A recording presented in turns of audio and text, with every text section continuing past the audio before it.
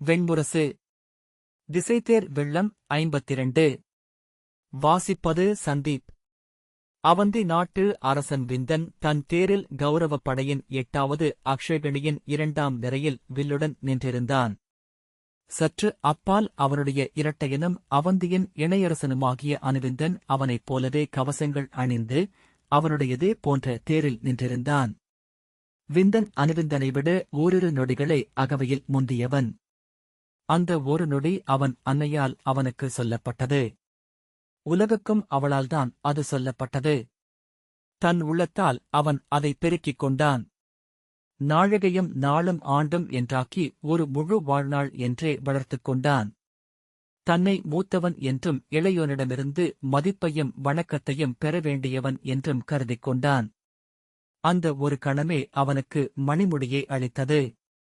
பட்டத்தரசியின் முதல் பேற்றில் ஆண் இரட்டையர் பிறந்துவிட்டால் அக்குழவிகளில் பிந்தி வருவதை கொன்றுவிடுவது அரசகுல வழக்கமாக இருந்தது. விந்தனும் அனுவிந்தனும் உடல் தழுவி ஒற்றையுடலென வெளிவந்தனர். அவ்வாறு நிகழுமென்றால் இரு குழவியும் சேர்ந்தே மண்ணிழியும் என்றால் இரு குழவிகளையும் அருகருகே போட்டு இரண்டுக்கும் பொதுவாக ஒரு பொற்கணையாழியை நூலில் கட்டி ஆடவிடுகையில் எந்தக் குழவியின் விழை முதலில் அந்தக் கணையாழியை பார்க்கிறதோ அதுவே அரசனென்று ஆகும் விழைவினும் தகுதியைக் கொண்டது என்று முடிவெடுப்பது மரபு. அவர்களிருவரையும் அவ்வாறு படுக்கையில் படுக்க வைத்து பொன் மணி காட்டிய போது இருவருமே ஒரே தருணத்தில் அதை நோக்கி விழிசலித்தனர். வாயில் விரல் வைத்தபோது இருவரும் ஒரே விசையில் அதை நோக்கி தலையெழுப்பினர். உள்ளங்கால்களை கைகளால் வருடி நோக்கியபோது இருவருமே உடல் விதிர்க்க கால்களை விலக்கித் தொட்ட கையை உதைத்தனர். சூழ நின்றிருந்த வயற்றாட்டிகள் திகைத்தனர். அனைத்திலும் இணையானவர்கள் அரசி என்று முதுவயற்றாட்டி காளிகை சொன்னாள். அன்னை இரு குழந்தைகளையும் மாறி மாறி நோக்கிய பின் விந்தனைத் தொட்டு இவன் ஒரு கணம் மூத்தவன் என்றாள்.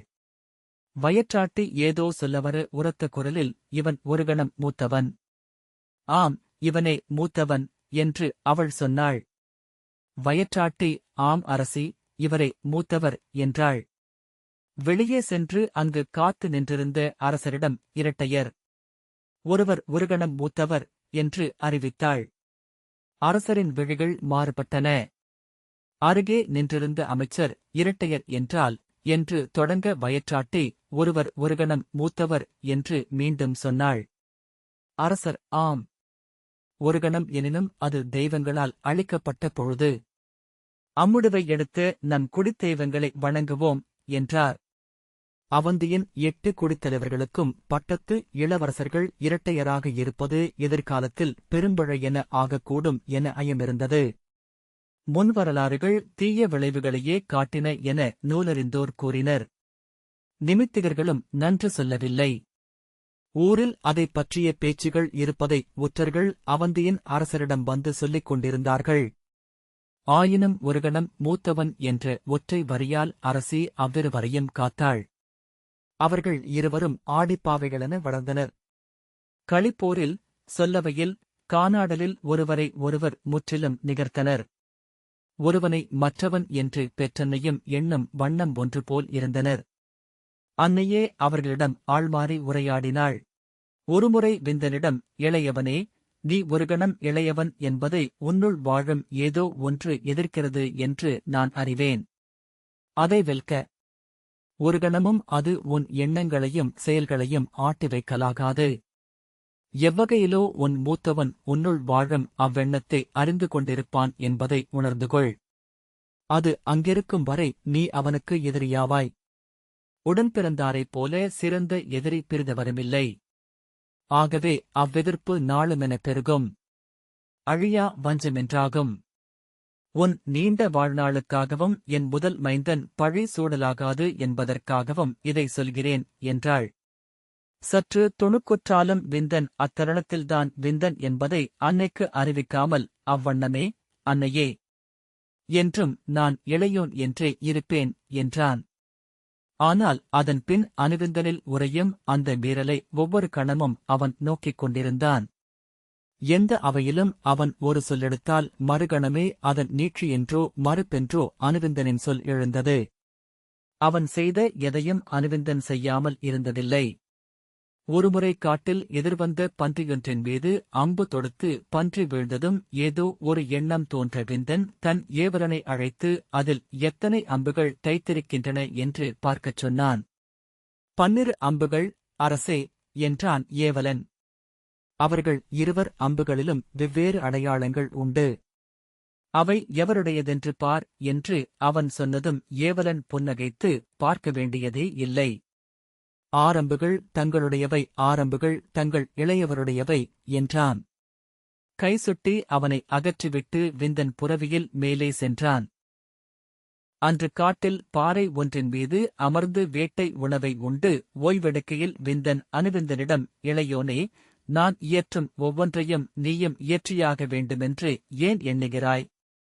என் சொல்லும் செயலும் ஒருமுறை கூட உன்னில் மீண்டும் நிகழாதிருந்ததில்லை என்றான். அனுவிந்தன் நகைத்து, இதை மட்டுமே தாங்கள் நோக்கியிருக்கிறீர்கள்.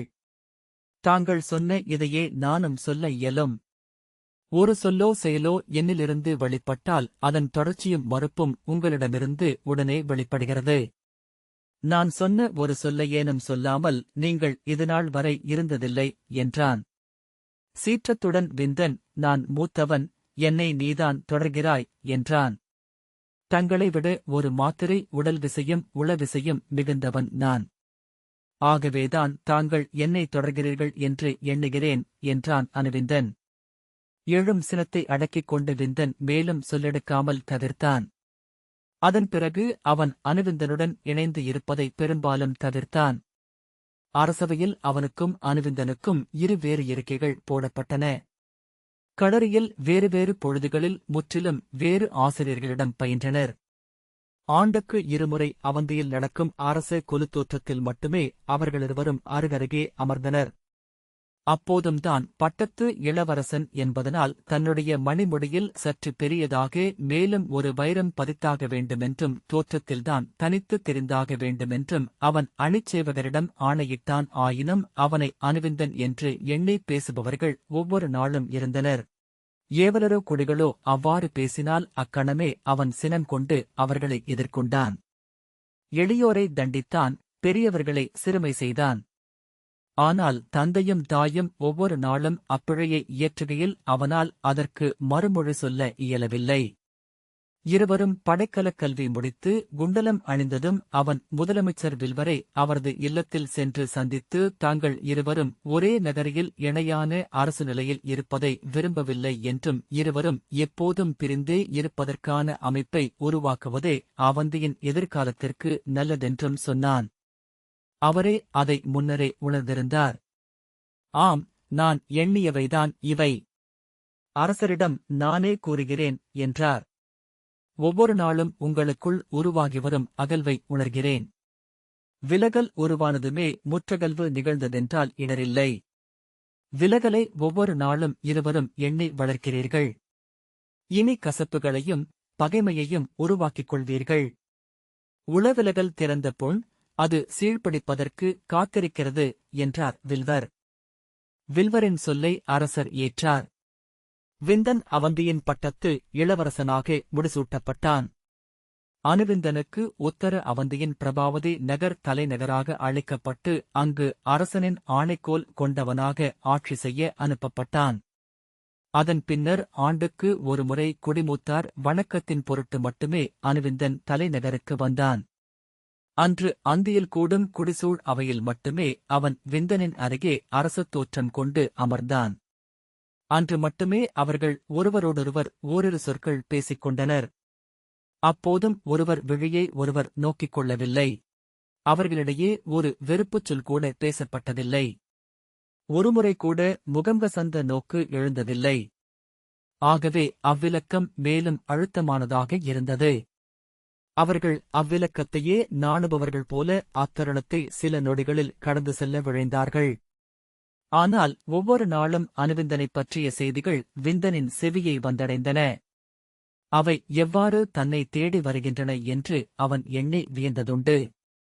பின்னர் தெரிந்து கொண்டான், பல்லாயிரம் சொற்களில் அனுவிந்தனைப் பற்றிய சொற்களை மட்டும் தொட்டெடுக்கும் நுண்செவியொன்று தனக்கிருப்பதை. நகருலா செல்லும்போது சந்தையில் பல நூறு பேர் கலந்து பேசும் கலைந்த முழக்கத்தின் நடுவே அனுவிந்தர் என்ற சொல் ஒலிக்குமென்றால் அவன் உள்ளம் அங்கு நோக்கி சென்றது. அனுவிந்தனிடமிருந்து தனக்கு விடுதலையில்லை என்பதை அவன் உணர்ந்து கொண்டான். அமைச்சரிடம் இதுநாள் வரை அவனிடமிருந்து உளம் விலக முயன்றேன். அது இயலாதென்று இப்போது தெரிகிறது. என் ஆற்றல் அனைத்தும் அம்முயற்சியிலேயே வீணாகின்றன. நான் முழுமை கொண்டு ஆற்றலுடன் எழ என்ன செய்ய வேண்டும் என்றான். வில்வர், அரச நெறியின்படி நீங்கள் அவரை அழைக்க வேண்டும். ஆனால் ஒரு துளியும் எஞ்சாது அழைக்கத்தக்க எதிரியையே அழைக்க வேண்டும் என்கின்றன நூல்கள். அவரை அழைத்தால் ஒன்றுணர்வீர்கள், உங்கள் ஆற்றலில் பாதி அழிந்திருக்கும். ஏனென்றால் அவர் உங்களில் பாதி. உங்களில் எஞ்சும் பாதி அனைத்து இடங்களிலும் நிலை பெறுந்திருக்கும் என்றார். ஆகவே ஒன்றே செய்யக்கூடுவது, அவரை விழுங்கி நீங்களாக ஆக்கிக் கொள்வது. ஒருவரை விழுங்கி நாமாக்கிக் கொள்வதற்குரிய சிறந்த வழி என்பது அன்புதான் என்றார் வில்வர். அன்பா? அவனிடமா என்று விந்தன் கேட்டான். அன்பில்லாத ஒன்றையே 22 ஆண்டுகளாக கணமும் எண்ணிக்கொண்டிருக்க இயலுமா என்ன? அவ்வாறு எண்ணிக்கொண்டிருப்பதனாலேயே அவர் மேல் நம்முள் அன்பு எழாதிருந்திருக்குமா என்ன? ஒரு தொழுவில் அருகருகே கட்டப்பட்டால் எந்த புறவியும் ஒரு வாரத்திற்குள் உடல் ஒருங்கிணைவும் உள இசைவும் கொள்வதை கொட்டில் காவலர்களிடம் கேட்டு தெரிந்து கொள்ளுங்கள் என்றார் வில்வர். விந்தன் சோர்ந்து இருக்கையில் சாய்ந்தான். அவர் மேல் நீங்கள் கொண்ட அன்பை மறைப்பவை 2 கூறுகளே. ஒன்று, உங்கள் முதன்மையை அவர் முழுதேற்கிறாரா எனும் ஐயம். பிறிதொன்று, உங்கள் முடிக்கும் உங்கள் குடிவழியின் உரிமைக்கும் எதிராக அவரோ அவர் குடியோ குருதியினரோ எழுவார்களோ எனும் அச்சம். விந்தன், அவை மெய்யான அச்சங்கள்தானே? அதுதானே உலகத்தியற்கை என்றான். ஆம், மீள மீள உடன்பிறந்தாரின் உரிமை போர் பாரத வருஷத்தில் நிகழ்ந்து கொண்டிருக்கிறது. ஒருபோதும் அது ஓயாது. இன்று அவர் உங்களுக்கு சொல்லளிக்கலாம், ஆனால் வரும் தலைமுறையினரை அவர் சொல் ஆளுமென சொல்லவியலாது. ஆயினும் அனைத்தையும் தெய்வங்களுக்கு ஒப்படைத்து உங்கள் இளையோனை ஆறத் தழுவிக் கொள்வதொன்றே இத்தருணத்தில் செய்யக்கூடுவது என்றார் வில்வர். நான் என்ன செய்ய வேண்டும் இப்போது என்றான் விந்தன். அமைச்சனாக நான் சொல்வது படை கொண்டு சென்று அவரை வென்று உங்களை முழுதமைத்துக் கொள்ளுங்கள். அவரைக் கொன்று அவர் இருந்த தடயங்களை இல்லாமல் செய்யுங்கள். ஒரு சொல் கூட அவருடையதென இப்புவியில் எஞ்சலாகாது. அவருக்கிருந்த அனைத்தையும் நீங்கள் அடையுங்கள். அவரை இழந்தமையால் உருவான குறைவுகளை ஈட்டி நிறையுங்கள் என்றார் வில்வர். அந்தணனாக நான் சொல்வது அவரை அள்ளி அணைத்து அருகமரச் செய்யுங்கள். அவர் உங்கள் மணிமுடிக்கும் கோலுக்கும் விழைவு கொண்டால் அதை அவருக்கே உளமு வந்து அழியுங்கள். அவர் உங்கள் தலையறுத்திடத் துணிந்தால் தலை கொடுக்கும் கனிவை அடையுங்கள். தமையன் என்பவன் அணுக்கம் கொண்ட தந்தையே என்றார் வில்வர். விந்தன் சினத்துடன் என்ன சொல்கிறீர்கள் என்றான். வில்வர், நீங்கள் தமையனென்றானால் அவர் உங்கள் தம்பி என்றாவார். கௌரவ நூற்றுவர் எப்படி ஓருடலும் ஓர் எண்ணமுமாக இருக்கிறார்கள் அறிவீர்களா? அந்நூற்றுவரில் ஒருவர் சென்று துரியோதனரிடம், மூத்தவரே, அம்மணிமுடியையும் செங்கோலையும் எனக்கு அழியுங்கள் என்று கேட்பார் என்றால், ஏன் அவ்வாறு அவர் உள்ளாழத்தில் விழைகிறார் என்று தெரிந்தால் மறு எண்ணமின்றி எழுந்து அவற்றை தம்பிக்கு அளிக்கும் தகைமை கொண்டவர் துரியோதனர். அதை நன்கறிவர் தம்பியர். ஆகவே அத்தம்பியர் அவருக்காக இந்நாளிடத்தை வெல்வார்கள். தேவையெனில் களத்தில் வீழ்வார்கள் என்றார் வில்வர். இது வீண் பேச்சு. மண்விழைவு கொள்ளாத க்ஷத்திரியன் எங்குளான் என்றபடி விந்தன் எழுந்தான். மண்விழைவும் பொருள் விழைவும் க்ஷத்திரியர்களை ஆக்குகின்றன. ஆனால் பேரரசர்கள் உறவின் ஆற்றலால் தங்கள் அரியணையை உறுதி செய்து கொண்டவர்கள். ஒருவனுக்காக 10,000 பேர் உயிர் கொடுக்க தொழுகையிலேயே அவன் பேரரசனாகிறான். எவரும் வீணாக உயிர் கொடுப்பதில்லை. ஒருவனுக்காக அத்தனை பேர் உயிர் கொடுக்கிறார்கள் என்றால் அதற்கான தகுதியை எங்கோ அவன் ஈட்டிக் கொண்டிருக்கிறான் என்றே பொருள் என்றார் வில்வர். அவர்களுக்காக அவன் உயிர் கொடுப்பான் என்பதே அத்தகுதி. வீண் பேச்சு. எந்த விலங்கும் தன் தலையைத் தானே எதிரிக்கு கொடுப்பதில்லை என்றபடி அவன் வெளியே சென்றான். ஆனால் அன்று இரவு முழுக்க விந்தன் அதைப்பற்றி எண்ணிக் கொண்டிருந்தான். எண்ண எண்ண நம்பிக்கையின்மையும் கசப்பும்தான் பெருகின. ஆனால் அவன் துணைவி சுதமதி, அமைச்சர் சொல்வதே நன்று என நினைக்கிறேன் என்றாள். நீங்கள் உங்கள் தம்பியை உடனமர்த்தி இணைநிலை அளிக்கும்போது மட்டுமே ஆற்றல் கொண்டவர்களாகிறீர்கள். இப்போது இருவருக்குமிடையே இருக்கும் தொலைவு அச்சுறுத்துவது. இதை மாளவரோ விதர்ப்பரோ பயன்படுத்திக் கொள்வார்கள் என்றால் மிக எளிதாக நம் நாட்டை இரண்டாக உடைத்துவிட முடியும் என்றாள். அவ்வெண்ணம் ஏற்கெனவே விந்தனிடம் இருந்தது என்பதனால் அவனை அச்சொற்கள் அறைந்தன. அவ்வண்ணம் அவர் எதிரியானால் உங்களை நீங்களே எதிர்ப்பவராவீர்கள் என்றாள் சுதமதி. சினந்தெழுந்து, இது தொல்புகழ் அவந்தி. கார்த்தவேரியனின் குருதியில் ஜெயத்வஜனின் கொடியென எழுந்தது என் அரசகுடி. ஒருபோதும் இது வீழாது. நீ பிறந்தெழுந்த மற்ற நாட்டு குடிப்போர்களை இங்கு எண்ணிக்கொள்ள வேண்டியதில்லை என்று கைவீசி அவளை விலக்கி மேலாடையை எடுத்து அகத்தளத்திலிருந்து வெளியேறி தன் அறைக்கு வந்தான். மூக்குவழிவாறு மது அருந்தியபடி அரண்மனை மஞ்சத்தில் கிடக்கையில் அவள் சொற்களே அவன் உள்ளத்தை சூழ்ந்து கொண்டிருந்தன. அவை முற்றிலும் உண்மை என்று அவன் அறிந்தான். காலையில் எழுந்து சிப்ரையின் ஒழுக்கின் மேல் பெருகிய காற்றில் வெண்பறவைகள் மிதந்து செல்வதை நோக்கி நின்றிருந்தபோது ஒரு முடிவுக்கு வந்தான். அந்தக் காலை அத்தனை இனிதாக, அமைதியாக இருந்ததனால் மட்டுமே அவன் அகம் சென்றடைந்தது அம்முடிவு. அமைச்சரை தன் அறைக்கு அழைத்து, தங்கள் எண்ணத்தையே நானும் உளங்கொண்டிருக்கிறேன் அமைச்சரே. நாம் இப்போது என்ன செய்யலாம் என்று உசாவினான். இங்கு குடிமூத்தாருக்கான ஒரு பலி பூசனை நிகழவிருக்கிறது. அதற்கு அனுவிந்தரை அழையுங்கள். அவருக்கு இணையாக அரசமருங்கள். இணையரசர் அவரென்று உங்கள் நாவால் நீங்களே அறிவியுங்கள். அனுவிந்தர் இனி தனிநகர் கொண்டு எல்லையில் அமரக்கூடாது. இங்கு உங்கள் உடனிருக்கட்டும். அரச பொறுப்புகளை, படைகளை, கருவூலத்தை அனைத்தையுமே அவருக்கும் உரிமையாக்குங்கள். எதுவும் எஞ்சவிட வேண்டியதில்லை. தயக்கமோ ஐயமோ இன்றி இதை செய்ய முடிந்தால் உங்கள் இணையாற்றல் என்று உடனிருக்கும் தம்பி ஒருவரை பெறுவீர்கள். அவரும் நீங்களேதான் என்பதனால் உங்கள் ஆற்றல் அனைத்தும் முழுமை பெறுவதைக் காண்பீர்கள். அவனை நான் எவ்வாறு நம்புவது என்று விந்தன் கேட்டான். உறவை நம்புவதும் தெய்வத்தை நம்புவதும் ஊழை நம்புவதும் ஒன்றே என்றார் வில்வர்.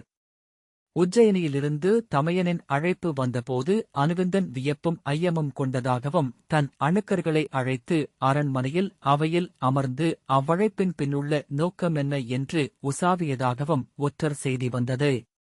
அவன் அணுக்கர்களில் 4 அது அனுவிந்தனை கொல்லவோ சிறைப்படுத்தவோ செய்யப்பட்ட சூழ்ச்சியாக இருக்கலாம் என்றனர்.